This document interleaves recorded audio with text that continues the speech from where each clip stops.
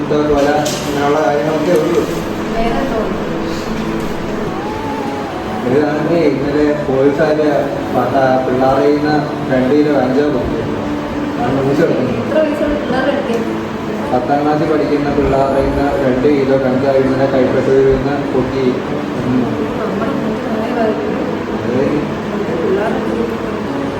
നമ്മുടെ പോയി കൊണ്ടുണ്ടോ തന്നെ ദൈവത്തിനാണ് പറയാം. കാണിച്ച് ഇപ്പൊ തന്നെ അതിന്റെ കുറച്ച് ദിവസം സ്വഭാവ മാറ്റങ്ങളൊക്കെ അയ്യോ നീ നിങ്ങൾ സ്നേഹത്തോടെ അങ്ങനെ കൊണ്ട് നടക്കുന്നതാണ്.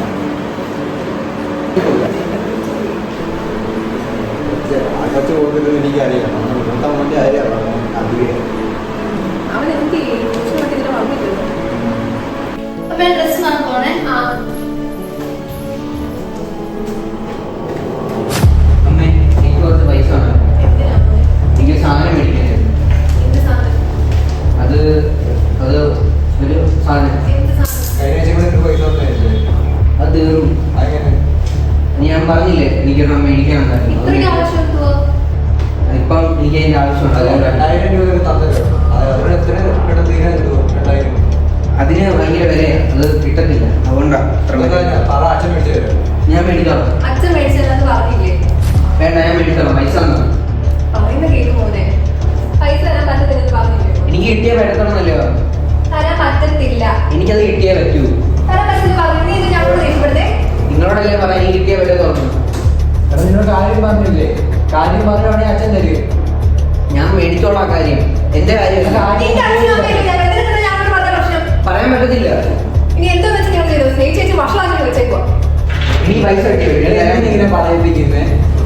ഞാൻ പൈസ വേണമെന്നല്ലേ പറഞ്ഞോളൂ. എന്തുവാ പൈസ നിനക്ക് കാര്യം മേടിച്ചത് പറഞ്ഞില്ലേ? ഞാൻ മേടിച്ചോളാം. നിങ്ങൾ മേടിക്കേണ്ട കാര്യമില്ലല്ലോ. എടാ നിനക്ക് കാര്യം പറഞ്ഞ മനസ്സിലാവാത്ത എന്താ? നീ എന്തിനാ എന്റെ ബാഗ് എടുത്തില്ലേ?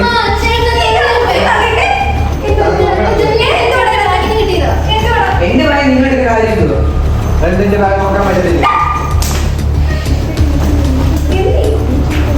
എനിക്ക് ബാഗ് ഞാൻ പോവാ. എനിക്ക് പൈസ കിട്ടിയായിട്ട്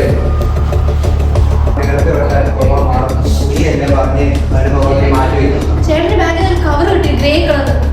നോക്കാൻ എന്തായാലും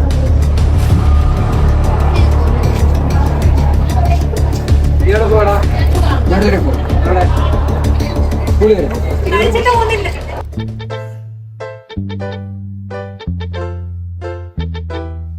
Ganja meditation, ganja my brain. Ganja we take away my stress and strain.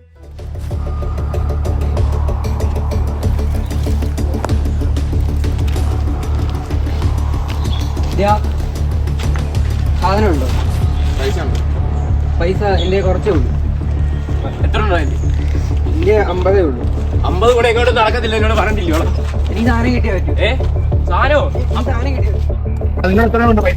എനിക്ക് സാധനം കിട്ടിയാൽ പറ്റത്തുള്ളൂ. പൈസ കൊണ്ടാ സാധനം തരും. പറ്റത്തില്ല. ആന്തോ സാധനം കിട്ടിയാൽ പൈസ കൊണ്ട് സാധനം തരും. ഇതിനു മുമ്പ് എനിക്ക് പൈസ തന്നിട്ടില്ലേ? അതിലങ്ങ് എടുത്താൽ പോലെ. അതുപോലെ ഇനി പൈസ കൊണ്ട് സാധനം തരുള്ളൂ. ഈ പൈസ കൊണ്ടാ ആദ്യം പൈസ കൊണ്ട്.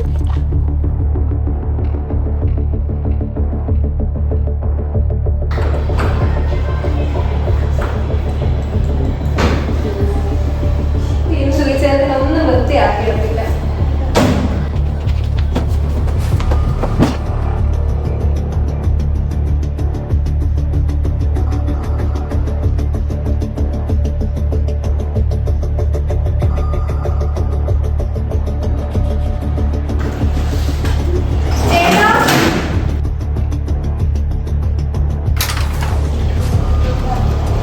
ചേട്ടാ നമ്മുടെ മോന്റെ റൂമിൽ ഇരിക്കുക.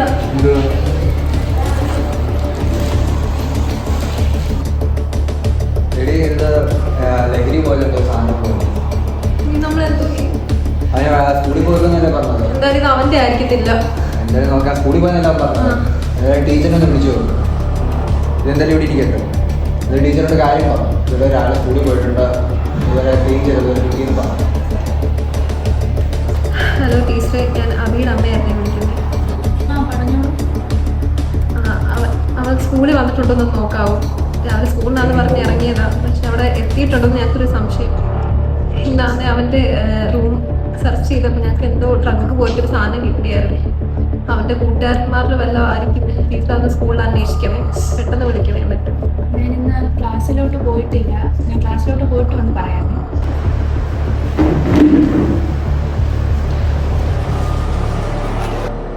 ഉണ്ണിയെ ഇങ്ങോട്ടൊന്ന് വന്നേ. എന്തു ടീച്ചറെ? പിള്ളേരെ നബി വന്നിട്ടില്ലേ? ഇല്ല. എന്താ ടീച്ചർ കാര്യം? 2-3 ദിവസമായാലോ നിങ്ങളോടൊന്നും പറയുന്നുണ്ടായിട്ടില്ല. ആരിപ്പോ ഞങ്ങളോട് വലിയ കമ്പനിയൊന്നും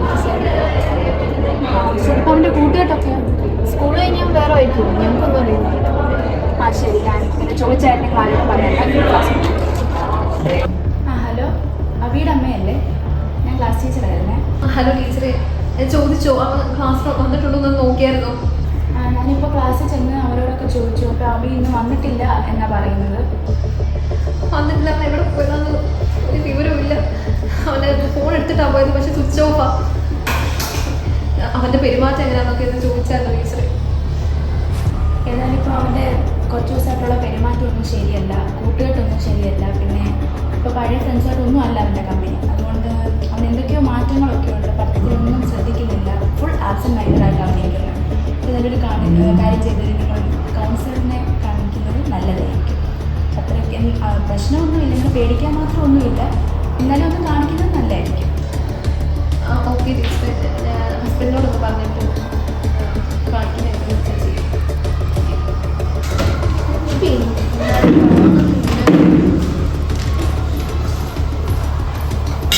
എന്താ വിഷമിച്ചിരിക്കുന്നത്? എന്തുവാ പറ. അമ്മ വിഷമിച്ചിരിക്കുന്നേ? അമ്മ കരയുന്നേ? പറ അമ്മ വിഷമിച്ചിരിക്കുന്നത്.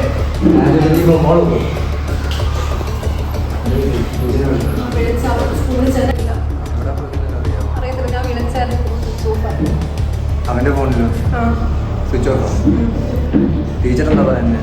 ടീച്ചർ അവൻ്റെ സ്വഭാവം എല്ലാം മാറി എന്നാണ് പറയുന്നത്. പണ്ടത്തെ പോലെ നമുക്ക് എന്തായാലും കൗൺസിലിംഗ് ഒന്നും ഉണ്ടായിരുന്നു. ടീച്ചർ പറഞ്ഞായിരുന്നു. നമുക്ക് നാളെ അവനെല്ലാം വൈകിട്ട് വരത്തില്ലേ?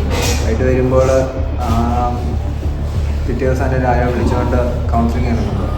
ഞാൻ നിന്നോട് നേരത്തെ പറഞ്ഞല്ല അവൻ്റെ സ്വഭാവത്തിൽ കുറച്ച് മാറ്റങ്ങളൊക്കെ ഉണ്ട്.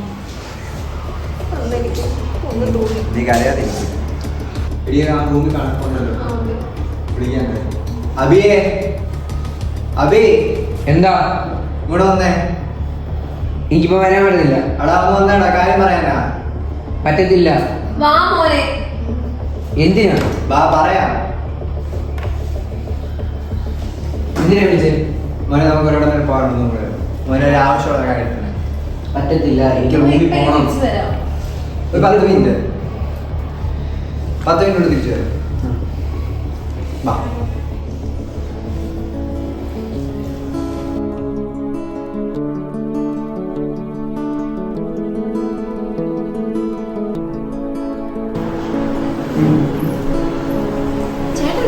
ചേട്ടൻ മാറിട്ടോ? ഇല്ല. വാ. ചേട്ടൻ വാ. അമ്മ ഞാൻ ഇപ്പൊ വിളിക്കാറേ.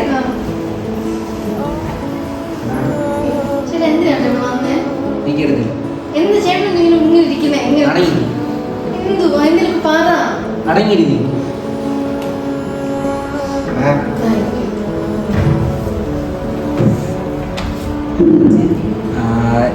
ഞങ്ങളുടെ മോൻ്റെ ഒരു കാര്യം പറയാൻ വേണ്ടി വന്നത്. ഇന്നലെ സ്കൂളിൽ നിന്ന് വിളിപ്പിച്ച് ടീച്ചർ വിളിച്ചതാണ്.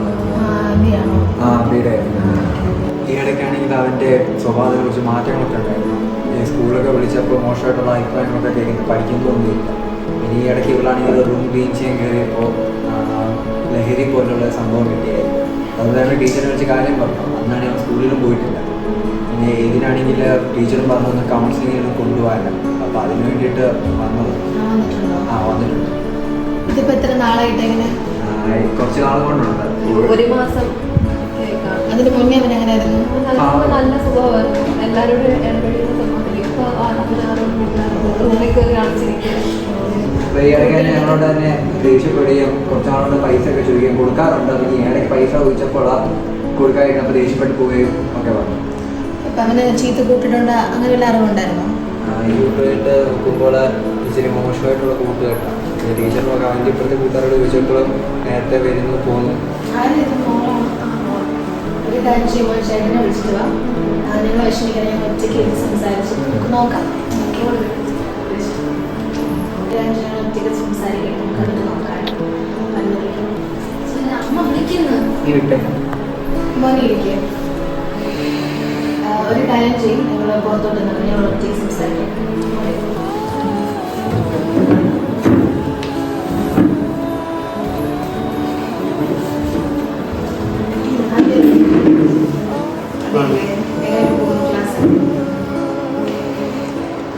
എന്ത് പറ്റിയ വിഷമമുണ്ടോ? പറ, പപ്പ അമ്മയൊക്കെ മോൻ്റെ ഭയങ്കര വിഷമിച്ചിടക്കും. പറ, എന്തെങ്കിലും വിഷമം ഉണ്ടെങ്കിൽ എന്നോട് തുറന്നു പറ. അത് വിഷമിച്ച് ഉള്ളിൽ എനിക്കൊന്നും പറയാം. എന്തിനുണ്ട് മോൻ എന്നോട് പറ. മോൻ എന്തുകൊണ്ടില്ല എന്നോട് തുറന്നു പറ. എന്തെങ്കിലും വിഷമം ഉണ്ടെങ്കിൽ എന്നോട് പറ. ഷെയർ ചെയ്യുമ്പോൾ ഇതെല്ലാം മാറും. ഉണ്ട്, എനിക്ക് പറയാനുണ്ട്. പറ. ഇതൊന്നും അല്ല കാര്യങ്ങൾ. വീട്ടിലാർക്കും എന്നെ ഇഷ്ടമായിരുന്നു. എൻ്റെ അനിയത്തി ഉണ്ടാകുന്നതിന് മുമ്പ് അതിനുശേഷം എല്ലാം മാറുന്നു. എനിക്ക് തോന്നിയതാണോ ഇല്ലയോ എന്ന് അറിയത്തില്ല. പിന്നെ അങ്ങനെയായിരുന്നു. എല്ലാവർക്കും അവളോട് സ്നേഹം കൂടുതലുണ്ട്. എന്നെ പരിഗണിക്കാത്ത പോലെ. പിന്നെ അങ്ങനെ വീട്ടിലാണേലും അങ്ങനെ. സ്കൂളിലായിരുന്നു പിന്നെ രാഷ്ട്രം. കൂട്ടുകാരായിരുന്നു മിണ്ടിക്കൊണ്ടിരുന്നത്. അവരായിരുന്നല്ലോ. പിന്നെ അവരും എന്താണെന്നറിയില്ല, അവരാന്ന് സ്നേഹം എന്താണെന്ന് അറിഞ്ഞത് വേറെ ആളാണ്. ആളും പോയി. ഞാനിങ്ങനെ ആയതുകൊണ്ടാണോ എന്നറിയില്ല. ഒറ്റപ്പെടലുമാണ്. പിന്നെ എനിക്ക് ആശ്രയമായത് ആ കൂട്ടുകാർ മാത്രമായിരുന്നു. അവരും അവരുടെ ആ മരുന്നായിരുന്നു പിന്നെ എൻ്റെ ആശ്രയം. ഒറ്റപ്പെടുമ്പോഴും സങ്കടം വരുമ്പോഴും എല്ലാം അവരുടെ ആ മരുന്നായിരുന്നു ആശ്രയം. എനിക്കറിയാം ആ മരുന്ന് ചെയ്യാൻ.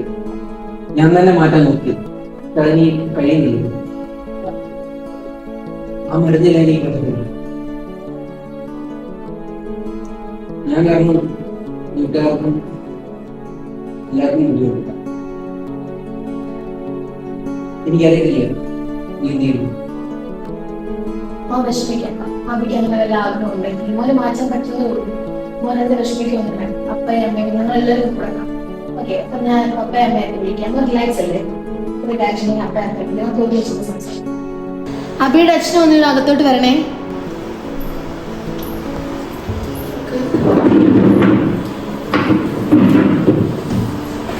ഞാൻ മോനോട് സംസാരിച്ചായിരുന്നു.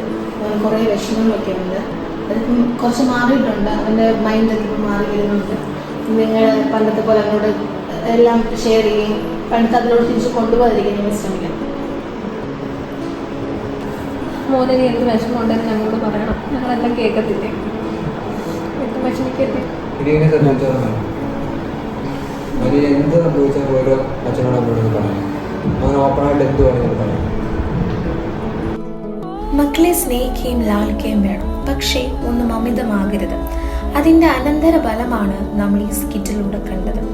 മദ്യത്തിൻ്റെയും മയക്കുമരുന്നിൻ്റെയും അടിമകളാകാതെ മനുഷ്യബന്ധങ്ങൾക്ക് വില കൽപ്പിക്കുന്ന, ഗുരുക്കന്മാരെ ആദരിക്കുന്ന, മുതിർന്നവരെ ബഹുമാനിക്കുന്ന നല്ല തലമുറയെ വാർത്തെടുക്കുക. ശിക്ഷിക്കേണ്ട സമയത്ത് ശിക്ഷിക്കുവാനും തിരുത്തേണ്ട സമയത്ത് തിരുത്തുവാനും എല്ലാ മാതാപിതാക്കൾക്കും കഴിയട്ടെ.